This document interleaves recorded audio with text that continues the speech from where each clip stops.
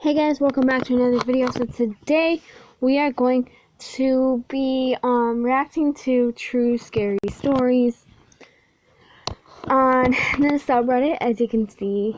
So let's get started. Well, this video is honestly in honor of Halloween coming up. You know, I figured I'd do something scary and probably do a few more scary videos.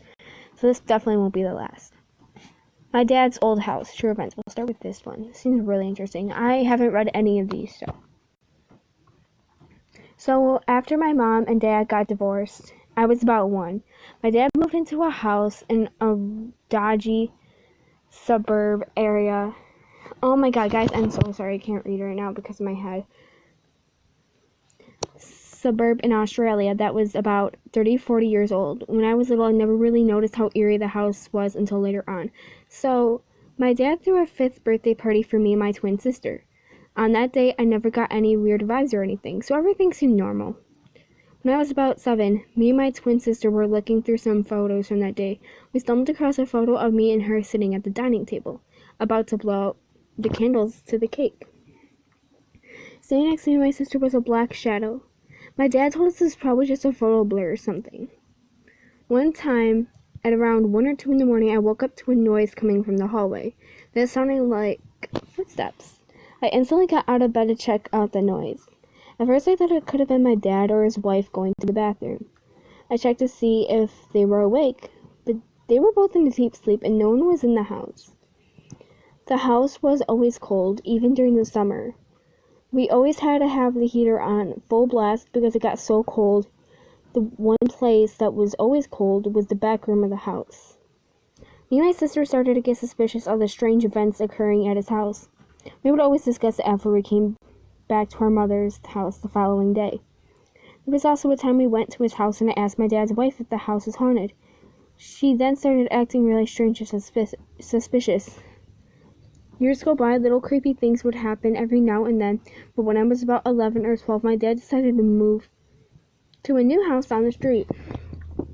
On the day that he moved houses, he told us the truth about the house. My dad's friend who owned the house told my dad about the paranormal activity in the house. My dad didn't tell us because he didn't want to scare us. He told us it was very haunted by a guy who had previously lived in the house a while back. Apparently the guy had fatally died in the shower in the only bathroom in the house. He even told us that he was brushing his teeth one night and he saw the guy in the mirror and he said my dad's name. After all of those theories, the truth finally came out. Okay, that is just really creepy. I couldn't imagine living in a house. The feeling that it's just always cold and you always have to keep the heater on. And I read somewhere that usually when it gets really cold like that, that's the indication of a presence. Yeah, basically if I had to even just stay there once, I literally know about that's just too scary. This one's called Trick or Treaters. Since I was 7 years old, Halloween has been my favorite holiday. While most of my family was already excited about what Christmas decorations put up, I stayed busy trying to throw on my costume so I could run through my neighborhood with the stained pillowcase in hand. October 31st, 2010 changed my Halloween plans for the rest of my childhood and most of my young adult life. I was 10 years old at the time. We had concluded the Halloween party we threw for close friends and neighbors that year. Even as a kid, I knew that the air was thick with the smell of beer, hard liquor, and whatever other adult treat people bra for. Sorry, I don't know what that word is. Liquor treating. The Lipsons were still at the house. They were my parents' closest friends, so they stayed long after everyone else drunkenly waddled through the front door, but they're sober enough to drive spouses and sugar-crashed children. To put up with an obnoxious and loud party for 2 families, I sat in the music room by myself and counted my candy earnings for the night. About 12 wrappers in accounting, I heard a knock on the front door. I found this odd because we turned the front porch light off once most of the party left. I figured maybe it was either some kid who was late trick-or-treating, a greedy kid trying to get some extra candy, or maybe even a party guest who forgot something. Looking back, I should have let my parents, or even one of the Lipsons, open the door. But I was a kid, and it was the one night a year where strangers knocking on your door all night is normal. That was the other thing. They knocked. All night there have been kids ranging from my age to young adults. Not one of them knocked on my door, but rather they just rang the doorbell. When I stood up, I grabbed the mask I had worn all night. I didn't put it on all the way, though. It smelled like sweat, spit, and warm breath. I went to open the front door, my mask resting on the top of my head, and a half-empty bowl of candy the neighborhood kids had picked apart like sugar vultures all night, balanced in one hand. Before I could get to the door, the 3 knocks that scared me enough the first time repeated. It made me jump so hard that my mask fell off my head, and I had to stabilize the candy bowl with my other hand. The adult conversation happening in the other room had silenced my ears. All I could focus on what was on the other side of the door. Finally, I swallowed my fear and crept the door open. In front of me, I could see a man, not a kid. I'm not entirely sure if it was a teenager. He wore a glossy blue skull mask with the black robe covering the rest of his body. I would have held the candy bucket out for him, but he was in the middle of my lawn. How could he have knocked on my door? I thought to myself. All I hear are the crickets screaming in the dark bushes, and the man in the mask breathing slowly. Do you want some candy? I nervously mutter out. From the middle of my lawn, I see the man tilt his head slowly, and his breathing stops. I'm not sure how long we stood there, me at the doorway, and him dead still in the darkness. I was frozen in fear. I waited for him to move, for him to breathe again, or at least just walk away. I go to turn on my front porch light to get a better look at him. I think maybe if I can see more, I'll be able to tell that's just one of my friend's brother trying to scare me. I lean back into the house and flip this light switch upwards. Before I can look back into my yard to check if the man in the mask is someone I know, I hear him breathing again. It's different, though. He's excited. I look out and see him walking towards my house with head still tilted. Does he want the candy in my hand? Before I can answer that question, I see a shadow at the corner of my eye. My head dashes to the left, and I see another man in a mask walking to me from the side of my house. I look back at the man in my yard. He's on my walkway in front of my house and walking with more haste. It seems as if he knows he doesn't have much time to get to me, so he knew he needed to speed up. This was the first time I was put in a situation in which I had to think on the fly. Sorry about that. But even with my mind screaming at me to close the door, my body stood stiff in fear. I assumed it was some stupid prank, but by the time the men in the masks got to my door, I slammed it shut and locked them out. I stood on the other side of the door with my back pressed firmly against it oh my god, I'm so sorry. Petite 70-pound body would do anything against 2 grown men. On the other side of my front door, there were skinny shadows. I peeked out to see what they were planning on doing, but there was no one there. Not so much as a shadow running away from my house. After that, I didn't enjoy trick-or-treating too much until I matured and started enjoying scary movies more than people should. That being said, I still loved Halloween more than any holiday, but I spent it trying to throw parties in my young adulthood or watching a scary movie with my older sister. I've done that every year for the last decade. I recently turned 20 back in September of 2020, but I fear that this year is going to be different. Back in July of this year, a double homicide occurred in my own town. A man was shot twice over by the town cemetery, and the suspect was never caught, but he wore a mask.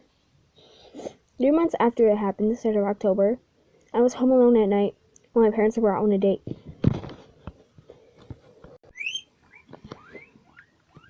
I had just bought myself some guitar wall hangers and hung them up earlier that day, so I was feeling good. I was eating leftovers for dinner downstairs around 9 p.m., and my quaint little dinner for one was interrupted by a loud bang followed by the sound of wood bouncing on a hard floor. I immediately assumed the guitar hangers on my wall collapsed and my acoustic guitar shattered, so I ran to the front of my house where the music room is. Once I turn the corner, I see something far more upsetting to me than the shrapnel of my acoustic. My front door was wide open. The wood I had heard was part of the door frame that was ripped off when the door was kicked in. I'm 20 years old. At this point in my life, I had gone through many situations in which I had to be the brave one. I went to go get my Louisville Slugger bat and then carefully crept to my front door. I saw no one. Again, the only evidence I had. Okay, sorry, that was repeated. that anyone was by my house was a shoe print in the center of my door. Reluctantly, I stepped outside to look for more evidence on what happened. Then I saw something in my yard. It's so dark outside I can't even make it out. I walk over to it to see what I lost in the grass earlier today because that's what I assumed it was. After picking it up, I dropped it and sprinted to the back of my house to call the police. I went in my room and locked the door because my front door couldn't even close anymore.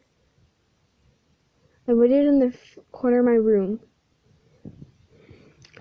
A 20-year-old man clutching onto a baseball bat and frozen in fear again until the red and blue light shined through my window. The police came in and questioned me about what happened. I gave them every answer I could about everything except for one small detail I didn't know. Who does this mask belong to, son? Halloween is coming up soon, and I don't know what my plans are this year. I do know one thing for sure, though. I am not answering the door this time. Okay, you know what? Yeah, like, I understand, like, it was Halloween night, but I still would have let an adult open the door, or at least, like, peeked outside. And I feel like this is just, like, a kidnapping setup, honestly, because, like, the one was, like, right near the door or whatever. Also, like, I'll try and, like, find out if that was the same mask but from, like, the 10 years prior. Because if it wasn't, it's most likely the same people, obviously. But, see, the thing is, though, it didn't say it, and I wish it did. But, you know, I just hope that person's okay. That's just really creepy. Like, I just couldn't imagine going through that. I'd literally lose my mind. Okay, so I just picked out another one, and this one seems really interesting. I haven't really skimmed through it, but this one is called Stranger Tormenting My Mom as a Young Teen. So this is a story about what my mother experienced in our house when she was little. We live in the same old farmhouse that she grew up in. When my mom was about 13 to 16, not sure the exact age, my grandpa used to leave for a few days on business trips as he is a big dealer in grain bins. My grandpa and grandma divorced and no longer lived together, so my mom would be left alone at the house, and the neighbors would keep watch. Now, this wasn't such a big deal because where my mom is from and where my family lives is a very small town in South Dakota, so everyone trusts each other. Back to the story. On multiple and separate occasions, my grandpa would leave for a day or two, and my mom would be left alone. Most of the time, she would invite her friends over to keep company and just to enjoy the freedom of no parents around. After a while, though, friends were invited over so she wouldn't have to be alone, and here's why. Late at night, my mom and or her and her friends would be in her room chatting or sleeping, etc., and all of a sudden they'd hear the cellar doors of the basement open from the outside, and someone walking down the stairs. The cellar is only accessible by those doors outside and a single door in the kitchen. Once they heard that sound, they would freeze in fear. My mom said that usually after that happened, someone would take a stick and walk around breaking all the pipes and vents to make an echoing sound throughout the house to let my mom and them know that the person was there in the house. My mom lived in the upstairs portion of the house, which is where all of the rooms are located. Directly in the middle of the upstairs is a hallway leading down to the dining room/living room. Directly at the bottom of the stairs is the patio door. Back when my mom was little, there used to be a really creaky screen door and main door that led into the dining/living room. Next to that door on both sides are two large windows that show out into the front lawn and onto the patio. My mom said that the person would then walk to the screen door and open it and close it ever so slowly, over and over. They would also walk around and scrape the windows with the stick, sometimes even walking around the whole house scraping all the windows. And if they weren't scraping the windows, they were pacing back and forth on the patio. This is a pitch-dark house and property, about a mile out of town. Just to put into perspective how terrifying this really is. This was in the early 80s, so there was only one phone in the house, which is downstairs in the living room, which also happened to be directly above the cellar/basement. My mom and her friends had to run downstairs in the night while everyone was pretty much in the house/just outside, call a family friend named Kevin. Every time they did, when Kevin arrived, the man was gone. This went on for about 4 months or so. It only happened when my grandpa was gone. My mom believes it was the neighbor down the road. We lived just out of town, so our nearest neighbor is about a quarter-mile down the road. My mom said that him and his wife were crazy and they didn't like anyone petting their horses, which my mom had done before. Mom was chased by the wife with a shotgun for petting the horse before, so goes to show how crazy she was. My mom thinks he walked all the way up the drive just to torment her for coming around their horses, and just because they were crazy. Of course, we have no way of knowing, but it's still crazy nonetheless. The stories terrified me as a kid, especially since I live in the same house. Dude, I could not imagine someone going around and like scraping all the windows with a stick and just like getting inside. Oh my god, like I would flip out, like even if I wasn't home alone. Like that is scary. Like just imagine like someone just like coming to your house and just tormenting you like that. I couldn't deal with it. I really couldn't. And it's just so scary knowing that they literally could have like freaking tried to kill you. I don't know, just something about it just like so, it's just so scary. Like just imagine someone coming to your house. Oh my god, dude, I just know. But it probably was the neighbors though, and like, yeah, I definitely say they're crazy if they're chasing someone off their property for petting their horse. Like, I understand, like, it's your pet. You get to decide who touches it. But the thing is, with a shotgun, you could have just politely asked her to leave and don't touch the horses because you don't want them to be touched instead of chasing her away with the shotgun. But anyways, guys, this is it for today's video. I hope you guys enjoyed, and I'll see you guys in another video. Thanks for watching, and bye, guys.